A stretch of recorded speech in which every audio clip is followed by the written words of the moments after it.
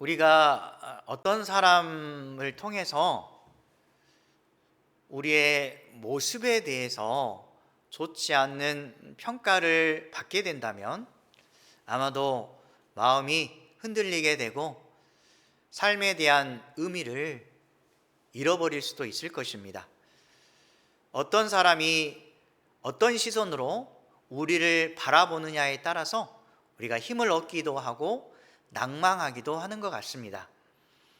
여러분은 사람을 바라볼 때 어떤 시선으로 바라보고 있습니까? 혹시나 차별이나 편견으로 사람을 바라보고 있진 않습니까? 우리는 편견을 가지고 누군가를 생각하거나 판단하고 싶은 마음이 들지 않지만 무의식 중에 사회적인 지위나 부유함의 정도, 때로는 그 사람의 외모, 학식에 따라서 상대방을 판단하기도 하고 평가하기도 하는 모습을 발견하게 됩니다. 특별히 우리가 싫어하는 그런 유형이나 스타일을 갖춘 그 사람을 바라볼 때 너무나 불편하고 꺼려지는 모습을 우리가 느끼게 됩니다. 가까이 하고 싶지도 않고 말도 섞이고 싶지 않는 그런 마음이 듭니다.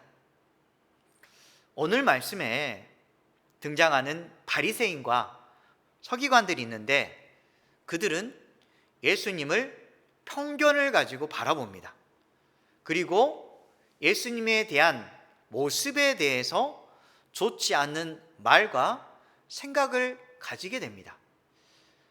오늘 말씀을 통해서 예수님이 바리새인과 서기관들의 중심을 보시고 그들의 완악한 마음에 대해서 잃어버린 한 영혼에 대한 하나님의 마음에 대해서 알려주시려고 합니다.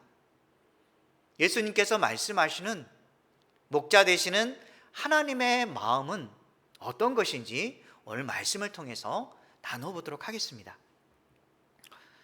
바리새인과 서기관들이 보는 그 예수님의 모습이 1, 2절에 보면 잘 나와 있습니다.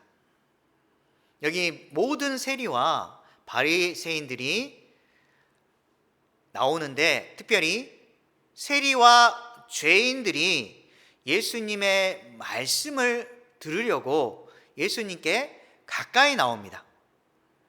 이때 바리새인과 서기관들은 그 모습을 보고 예수님에 대해서 어떻게 생각했을까요? 그들은 먼저 수군거리기 시작합니다. 예수님이 죄인을 영접하고 음식을 같이 먹고 있는 그 모습을 좋지 않게 보는 것입니다. 세리와 죄인은 사실상 그 당시에 종교적으로 부정하게 여겨졌습니다. 예수님이 세리와 죄인들과 함께 하시는 것을 보고 바리새인과 서기관들이 비난하기 시작하는 것입니다.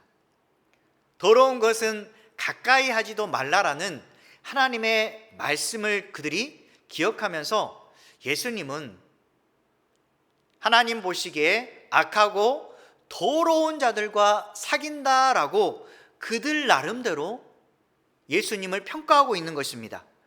여러분들은 어떻게 사람을 바라보고 있습니까? 나는 거룩한 인생을 살아가고 있고 하나님 보시기에 그래도 괜찮은 사람인데 다른 좋지 않는 그런 사람들과 이야기하고 또 그들에게 복음을 전하는 모습을 보고 왠지 불편하거나 좋지 않는 시선으로 바라보곤 있지는 않습니까? 그 사람이 가난하건 부하건 외적인 모습이 잘 갖추어져 있건 있지 않건 하나님은 모든 사람을 중심을 보십니다. 중심을 보시는데 우리는 겉모양을 많이 바라보고 그 모양에 의해서 사람을 평가하는 그런 모습을 우리는 알게 됩니다. 참 우리의 모습이 왜 이렇게 악한지, 사람을 바라볼 때 진심으로 바라보지 않은지 참 하나님 앞에 너무너무 부끄러운 모습을 발견하게 됩니다. 하나님은 우리를 바라보실 때 진심을 다해서 사랑하는 마음으로 바라보십니다. 우리는 거룩한 척, 깨끗한 척 하지만 실질적으로 우리의 내면을 살펴보면 오늘 하루도 살면서 너무너무 하나님 앞에 부끄러운 투성이라는 사실을 알게 됩니다.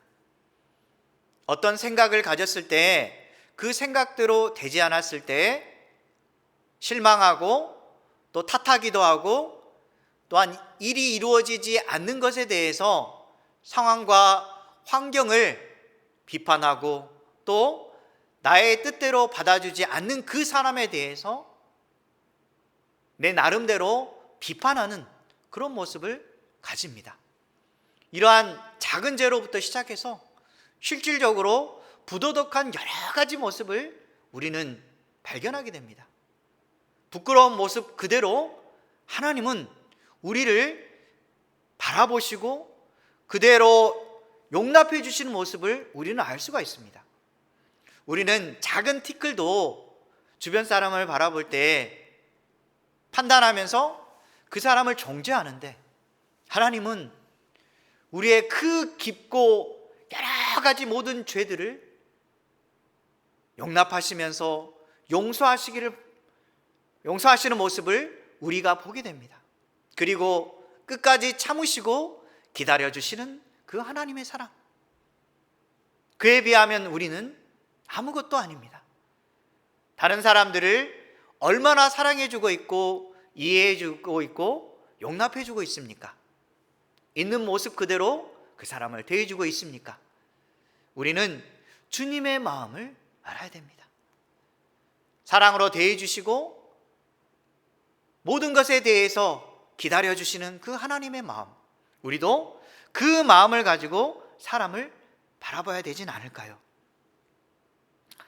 우리가 걱정과 두려움이 가득 차 있을 때, 하나님을 의지하는 마음이 부족할 때에도 하나님께서 우리에게 찾아와 주시기를 원하십니다.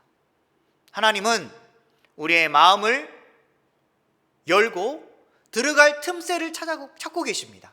그런데 우리는 똑똑똑 두드리시는 그 예수님을 마음에 그대로 들어올 수 있도록 문을 열고 있는지 한번 여러분들 생각해 보시기 바랍니다. 하나님은 긍휼을 우리에게 베푸시고 그대로 만나 주십니다. 분명히 주님은 두려워하지 말라, 내가 너와 함께 하겠다라고 말씀합니다. 혹시나 우리 마음속에 걱정이나 억울함이나 절망감이 든다면 상심한 그 마음대로 하나님 앞에 찾아가서 그대로 말씀하시고 하나님 저와 함께 해주시기를 원합니다 라고 하시면 하나님이 은혜를 베풀어 주시고 긍휼과 자비를 통해서 우리를 만나 주실 것입니다.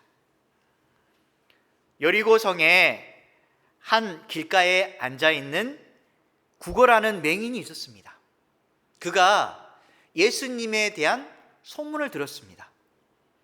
예수님이 말씀만 하시면 또는 그분의 옷자락만 만지기만 한다면 자신의 그 눈 어두운 것이 치료될 수 있다라는 믿음을 가지게 됩니다.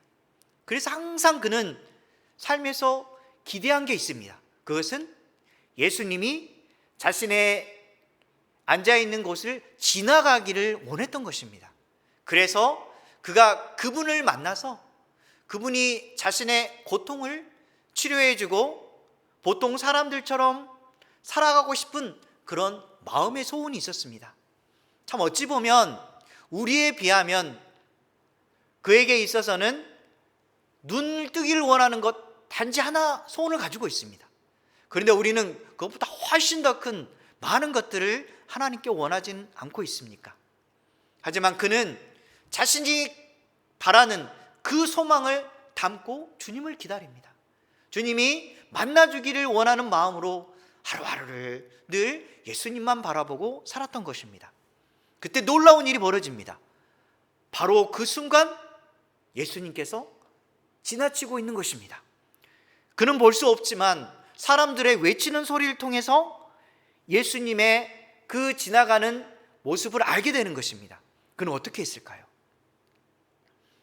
간절한 심정을 담아서 외치기 시작합니다. 누가복음 18장 38절 말씀 함께 읽겠습니다. 맹인이 외쳐 이르되 다윗의 자손 예수여 나를 불쌍히 여기소서 하거늘. 맹인이 외칩니다. 다윗의 자손 예수여 저를 불쌍히 여겨주시기를 원합니다. 불쌍히 여겨주시기를 원합니다 라고 그는 간절히 외칩니다. 그때 예수님은 맹인이 외치는 소리를 외면했을까요? 많은 사람들이 주변에 아파하고 예수님께서 그들을 치유해 주기를 원했을 것입니다. 절박한 인생 속에서 자신이 해결하지 못한 모든 문제가 그들에게 겹겹이 쌓였을 때에 오직 그 문제를 해결받고자 하는 많은 사람들이 예수님 주변에 있었을 것입니다. 그때 예수님은 딱 한 사람에게 초점을 맞춥니다. 그것은 바로 오늘 말씀처럼 맹인에게 초점을 맞추면서 그에게 다가가고 이런 말을 합니다. 다윗의 자손 예수여 불쌍히 여기소서라는 그 말에 내가 너의 믿음을 보았노라, 내 믿음이 너를 구원하였노라 라고 말씀하시는 것입니다. 누가복음 18장 42절 말씀 함께 읽겠습니다. 예수께서 그에게 이르시되 보라 내 믿음이 너를 구원하였느니라 하시매. 무슨 말씀하십니까? 맹인의 중심을 보시고 믿음을 보시고 하시는 말씀이 너의 믿음이 구원을 이끄는 힘이라는 사실을 알려주는 것입니다. 여러분도 마찬가지로 살면서 절망하는 순간이 있고 뜻대로 되지 않아서 마음이 아파서 모든 것이 귀찮고 절망 중에 있는 여러분의 자신이 있다면 다시 한번 하나님께 나서시기 바랍니다. 간절한 마음으로 주님 저를 불쌍히 여겨주십시오 라고 주님을 찾으시기 바랍니다. 그때 주님은 우리에게 말씀하실 것입니다. 너의 믿음이 너를 구원하였노라. 너의 인생의 고통의 문제가 너의 믿음을 통해서 해결되었노라고 말씀하실 것입니다. 이것이 바로 우리의 믿음입니다. 안 되면 안 된다라고 자신이 계속해서 자신의 모습에 대해서 이야기할 때 하나님은 그 마음대로 이루실 것입니다. 불평하는 마음을 가지고 왜 안 돼? 안 될 거야. 계속해서 그런 말을 하면 그 말하는 대로 이루게 하실 것입니다. 하지만 중심에 하나님을 두는 마음을 가지고 하나님은 나를 위해서 일하실 거야. 주님은 반드시 이 고통 속에서 나를 건져내어 주시고 하나님 원하시는 방법대로 나를 사용하시고 이끌어 주실 거야 라는 믿음을 가지고 또한 외치면 반드시 주님께서 우리를 변화시켜 주시리라 믿습니다. 상황과 환경은 오직 하나님 손에 달려 있습니다. 여러분이 믿음을 가지고 또한 외치는 마음으로 주님을 향해 간절한 마음을 가지고 기도하십시오. 그리고 주님을 찾으십시오. 그러면 하나님께서 여러분에게 찾아와 주셔서 모든 인생의 문제를 해결해 주시리라 믿습니다. 지금 맹인이 예수님께서 너 믿음이 구원을 얻게 되는 원동력이라고 말씀했을 때 맹인이 듣고 자신이 구원받았다는 사실을 확실히 믿게 됩니다. 그 순간 맹인의 눈이 확 뜨이게 되고 하나님께 영광을 돌리게 되었습니다. 우리도 마찬가지로 오직 주님의 은혜만이 우리의 삶을 구원하는 그런 힘이라는 원동력이라는 사실을 꼭 기억하시기 바랍니다. 3절에서 7절에 보면 예수님께서 바리새인과 서기관들의 비난에 대해서 첫 번째 비유를 통해서 말씀하시는데 그 비유는 잃은 양 비유를 말하고 있습니다.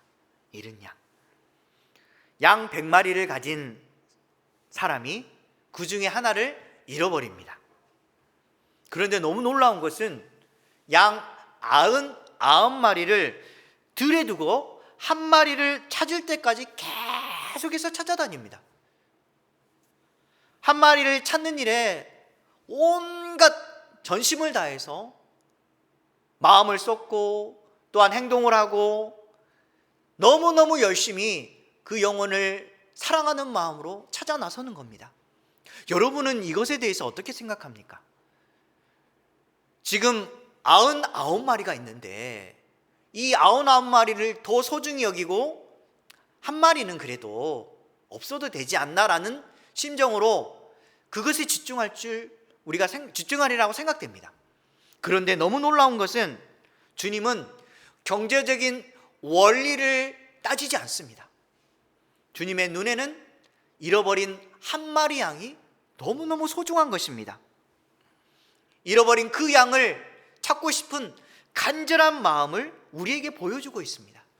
주님은 포기하지 않으시고 절박한 심정을 담아서 그 잃어버린 양을 계속해서 찾아 나서는 것입니다. 이것이 바로 목자의 심정이자 하나님 아버지의 마음입니다. 2010년 33명의 칠레 광부에 대한 구조 사건 이야기가 한때 유명했었습니다. 이 사건은 칠레 대지진 여파로 인해서 33명이 매몰되었다가 69일 만에 구조된 놀라운 기적과 같은 사건입니다. 2010년 8월에 칠레에서 지진이 발생합니다. 그 지진의 여파로 인해서 구리 광산이 붕괴가 됩니다. 이로 인해서 지하 약 700m 가량 되는 그곳까지 사람들이 매몰되게 됩니다. 광산이 완전히 무너져 내려서 그들은 17일 동안에 살아있는지 알 방법이 없지만 계속 700m 지하에서 숨을 쉬며 살아가는 것입니다. 우리가 상식적으로는 이것은 불가능하다라고 생각할 수가 있을 것입니다. 하지만 17일째 되는 날에 많은 사람들이 그들을 구조하기 위해서 수많은 방법을 동원하고 드릴로 구멍을 뚫어보지만 한 번도 성공한 적이 없었습니다. 실패했습니다. 그런데 너무 놀라운 것은 우연히 17일째 되는 날 드릴이 구멍으로 떨어집니다. 그런데 그 공간에 도달하게 됩니다. 너무 놀라운 것은 드릴을 끌어올렸을 때 작은 쪽지 하나를 발견되는데 그 쪽지 하나에 이런 내용이 담겨 있습니다. 우리 33명 모두 지하에서 숨을 쉬며 살아가고 있습니다. 우리들은 살아 있습니다라고 그 쪽지에 적혀 있는 것입니다. 광부들은 지하에서 69일을 결국 버티게 됩니다. 어두움과 공포 속에서도 우리는 함께 산다라는 마음을 가지고 끝까지 버티는 것입니다. 17일째 되는 날 쪽지가 사람들에게 알려졌고 많은 사람들이 그들을 구조하기 위해서 전국에서 모든 나라에서 협력해서 방법을 동원합니다. 마침내 10월 13일 날 구조용 캡슐이 있는데 그 이름은 피닉스라고 합니다. 지하까지 내려갑니다. 지상에서 보낸 작은 엘리베이터와 같은 역할을 하는 장치였는데 70m 깊은 어둠 속까지 내려가게 됩니다.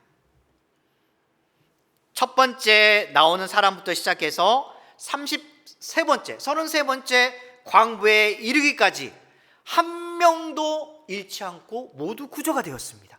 그 69일 동안에 생사를 알 수 없었던 그들이 결국 구조를 받는 기적과 같은 놀라운 역사를 그들이 체험하게 됩니다.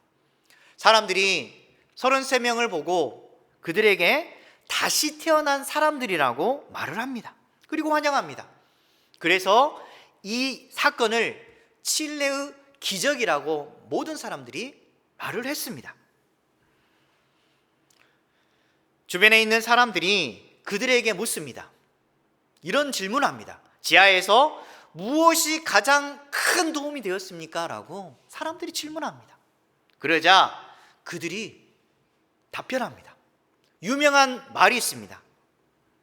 우리는 지하에 33명이 있었지만 사실은 34명이었습니다. 하나님이 우리와 함께 계셨습니다. 하나님이 우리와 함께 계셨습니다. 칠레 광부 33명 모두의 생명은 너무나 소중한 것이었습니다. 구조대가 단 한 명도 잃지 않기 위해서 그들은 최선을 다해서 밤낮으로 구조에 노력을 했습니다. 하물며 하나님의 마음은 어떠하실까요?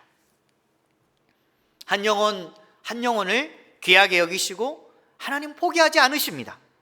이것이 한 마리 양을 찾으시는 하나님의 마음이자 목자의 심정입니다.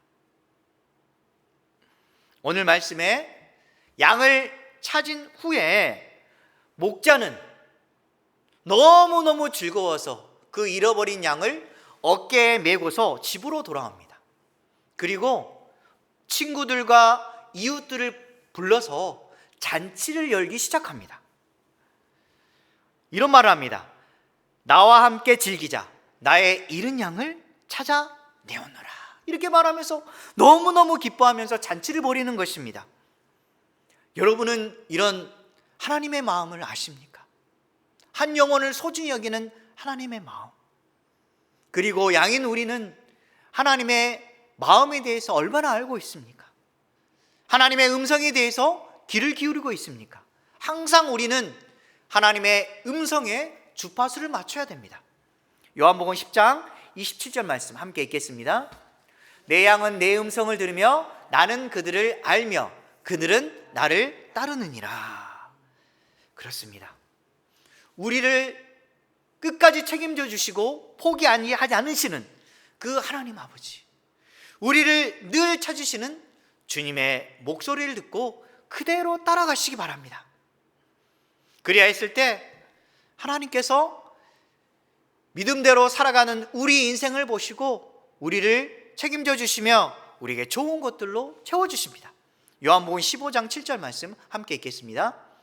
너희가 내 안에 거하고 내 말이 너희 안에 거하면 무엇이든지 원하는 대로 구하라. 그리하면 이루리라.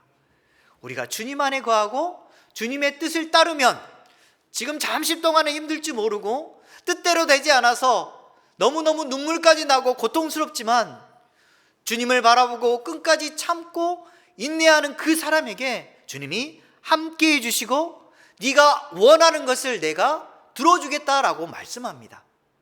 기도하다가 혹시 낙심했습니까? 뜻대로 되지 않은 것에 대해서 여러분이 마음 아파하시고 하나님의 그 사랑하심을 때로는 버리고 싶은 마음까지 듭니까? 여러분 절대 포기하지 마십시오. 분명히 하나님은 우리를 기억하시고 하나님께서 그 원하시는 때에 우리의 선한 마음을 아시고 우리를 위해서 일하실 것입니다. 그까지 참고 기다려서 하나님의 선하신 해답을 받는 저와 여러분 되시기 바랍니다. 8절에서 10절에 보면 두 번째로 예수님께서 비유를 말씀하시는데 그것은 드라크마를 찾은 여인의 비유에 대해서 말씀합니다. 잃은 양 비유처럼 이 한 여인이 10드라크마를 가지고 있었는데 한 드라크마를 잃어버립니다. 1드라크마는 헬라의 화폐인데 여러분 지금 말하면 그리스, 이 화폐의 가치는 로마에 보면 많이 들어봤던 한 데나리온의 가치입니다. 쉽게 말하면 품꾼이 하루 일하는 정도의 가치입니다. 지금 따지고 보면 한 10만 원 정도의 가치인데 큰 돈은 아니지만 본인이 결혼을 할 때 받은 예물과 같은 것이기 때문에 너무너무 소중한 것이기 때문에 더 큰 중요성을 부여하고 있습니다. 그래서 이 여인은 등불을 켜고서 집을 샅샅이 뒤집니다. 더러운 것들은 쓸어내고 부지런히 찾아다닙니다.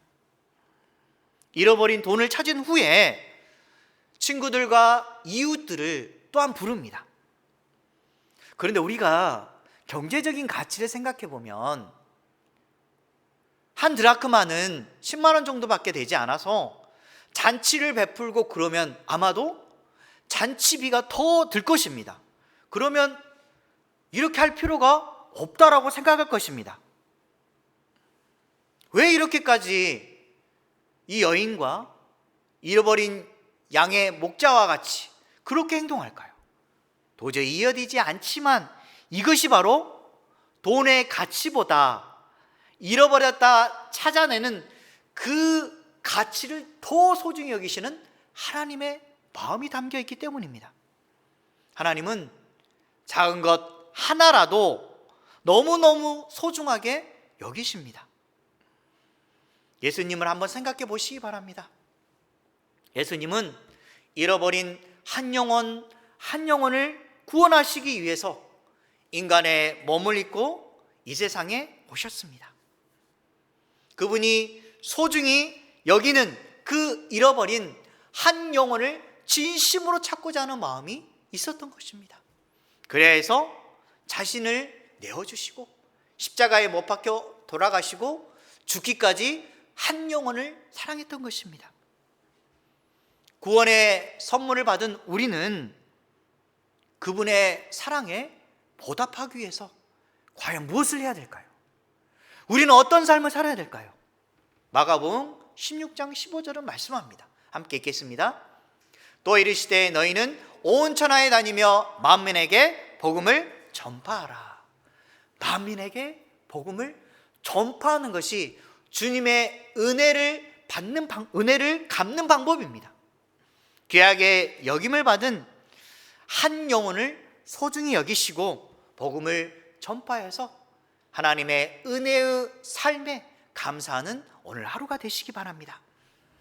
그렇다면 하나님이 가장 아끼고 귀하게 여기시는 발은 어떤 발일까요? 바로 좋은 소식을 전하는 발입니다. 로마서 10장 15절 말씀 함께 읽겠습니다.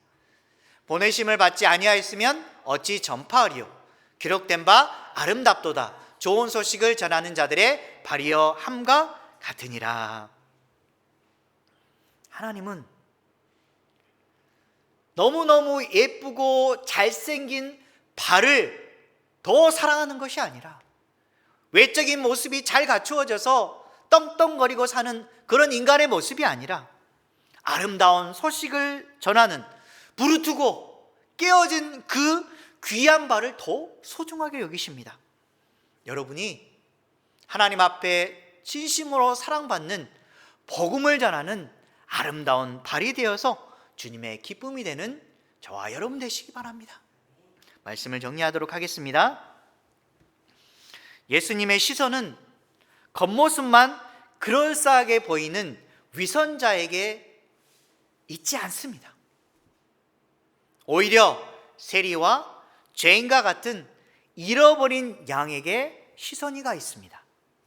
우리도 이러한 사람들처럼 예수님 앞에서 잃어버린 양이었습니다.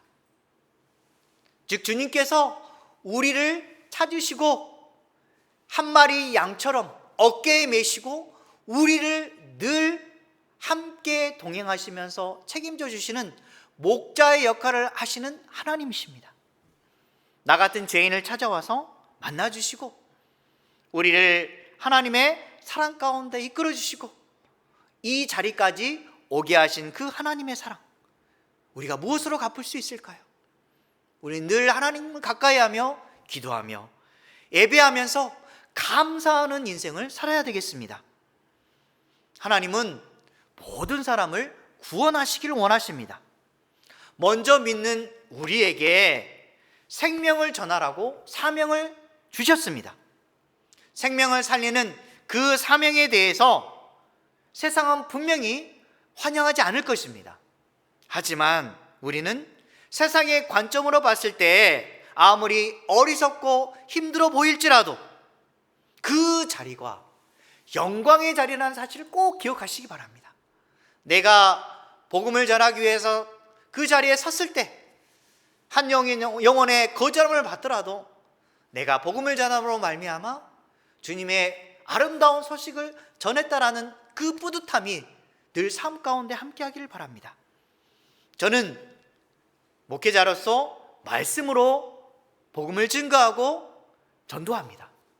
여러분들은 말씀을 듣고 삶의 자리에 나가서 여러분이 생각나는 사람이 있다면 그 사람에게 주님의 복음을 전하고 예수님을 믿으십시오. 그러면 여러분의 인생이 바뀔 수 있습니다 라고 단 한마디 말을 하면 됩니다. 아니면 그게 힘들다면 우리 교회에 한번 나갑시다. 아니면 가까운 교회에 나가서서 주님의 은혜를 받았으면 참 좋겠습니다 라고 그 말 한마디 하십시오. 그리고 교회에 데리고 오고 싶다면 초청만 하십시오. 우리 한번 교회에 한번 오시기 바랍니다. 이 말 한마디만 하십시오. 비록 거절을 당하더라도 주님은 기뻐하십니다. 여러분 인생에 있어서 좋지 않은 일을 많이 경험하게 됩니다.